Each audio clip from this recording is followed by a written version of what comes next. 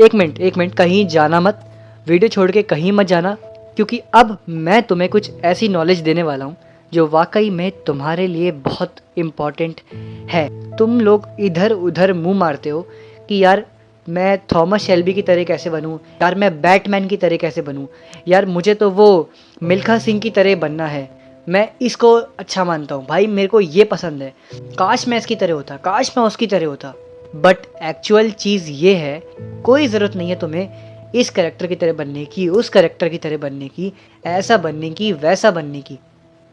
तुम जैसे हो तुम अपने आप में वैसे ही सही हो, तुम अपने आप में ही पर्याप्त हो, तुम पूरे हो अपने आप में। इंसान के अंदर कई लेयर्स होती हैं, उन लेयर्स को खोलते हुए जाओ, अपने ही डीप की कोर में पहुंच जाओ, पहचानो मैं कौन हूँ।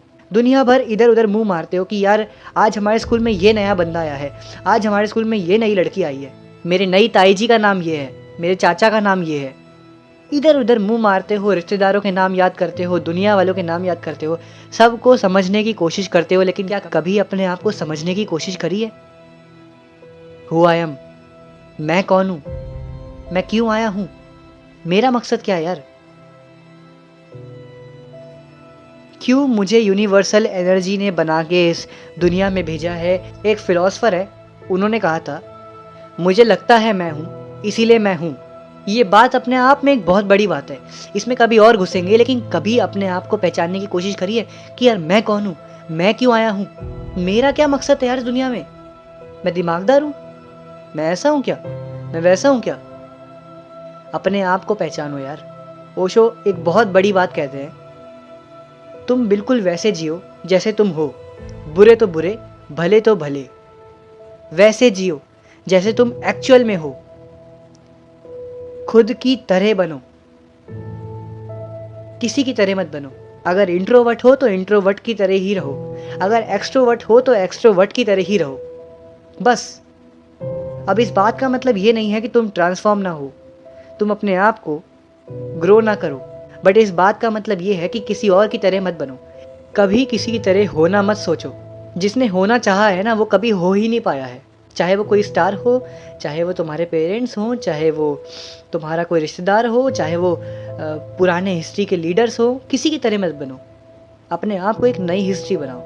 हर किसी के पेरेंट्स, माँ बाप, हमारी फैमिली वाले, हमारे रिश्तेदार हमको यही सिखाते हैं कि कृष्ण की तरह बनो, जीसस की तरह बनो, शिवाजी की तरह बनो। उस इतिहासकार को देखो, उसने क्या इतिहास लिखा था, उस इंसान को देखो, कुछ नाम कमाओ, अपने भैया की तरह बनो, अपने पापा की तरह बन के दिखाओ। बट एक्चुअल चीज है, तुम्हें किसी की तरह बनने की जरूरत नहीं है, कभी किसी की तरह मत बनो। वो थे, तुम हो, तुम अलग हो।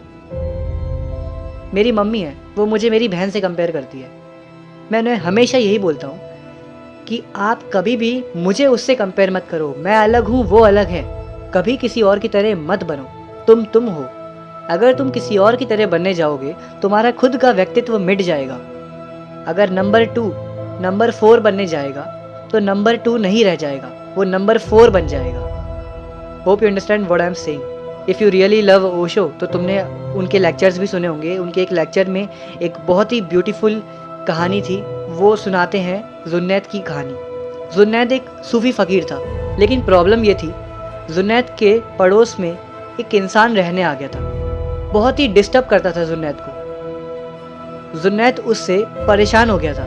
जुन्नैद ने कभी किसी के लिए बुरा नहीं कहा था, लेकिन उस दिन जुन्नैद की सहनशीलता हद से ज़्यादा पार हो गई थी। जुन्नैद ने भगवान से प्रार्थना करी, हे भगवान मेरे इस पड़ोसी को उठा लो, इसके जैसा पड़ोसी तो नहीं चाहिए, मैं तंग आ गया हूँ इससे। जुन्नैद को कभी भी किसी भगवान का रिप्लाई नहीं आया था। उसने आज से पहले भी कई बार प्रार्थना करी थी, लेकिन आज तक उसे भगवान ने पर्सनली आके कभी भी कोई रिप्लाई दिया नहीं था, वो भी डायरेक्टली। लेकिन उस दिन जुन्नैद को आसमान से एक तेज आवाज़ आई, और उस आवाज़ में ईश्वर ने जुन्नैद से कहा, अबे जुन्नैद, तू इस पड़ोसी को 4 दिन नहीं सह पाया, मैं इसके साथ 4 साल से रहता हूँ, मेरे लिए तो सभी पड़ोसी हैं, ये पूरी दुनिया ही मेरे पड़ोसियों की तरह है। मैं इसके साथ 4 साल से रह रहा हूँ, तू 4 दिन नहीं सह पाया इसको। उस दिन के बाद से जुन्नैद ने कभी भी किसी के लिए बुरा नहीं कहा, कभी भी किसी के बदलाव की मांग नहीं करी ईश्वर से। और मैं भी तुम्हें यही चीज़ समझा रहा हूँ, कभी भी अपने आप की बदलाव की मांग मत करो। अपने अंदर बदलाव लाओ, लेकिन सिर्फ अपने लिए, इसलिए नहीं कि मैं किसी और को इम्प्रेस करने के लिए ऐसा बनता हूँ। अगर मेरे माँ बाप चाहते हैं मैं ऐसा बनूँ तो मैं उनके लिए ऐसा बनता हूँ। अगर किसी ने मुझे कहा है कि मुझे ऐसे लड़के पसंद है, तब मैं उसके लिए बनता हूँ ऐसा नहीं। खुद के लिए अपने आप को ट्रांसफॉर्म करो, खुद के लिए यूनिक बनो। जीसस का एक बहुत प्यारा वचन है, उसमें जीसस कहते हैं, कभी भी बुराई की भी निंदा मत करना, बुराई की भी बुराई मत करना।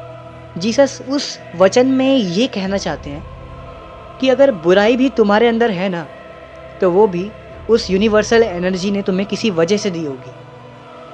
अगर तुम बुरे भी हो, अगर तुम्हारे अंदर कोई चीज़ बुरी भी है, तो वो बुरी चीज़ भी किसी वजह से ही होगी, क्योंकि हर कर्म के पीछे एक ना एक कारण ज़रूर होता है। जैसा कि कृष्ण कहते हैं, ये वही थ्योरी है जिसको हम इंग्लिश में कॉज एंड इफेक्ट बोलते हैं। तो किसी और की तरह बनने की कोशिश मत करो। जो तुम हो भाई, तुम अपने आप में बहुत बेटर हो, तुम अपने आप में बेस्ट हो यार, तुम अपने आप में बेस्ट हो। किसी की तरह मत बनो।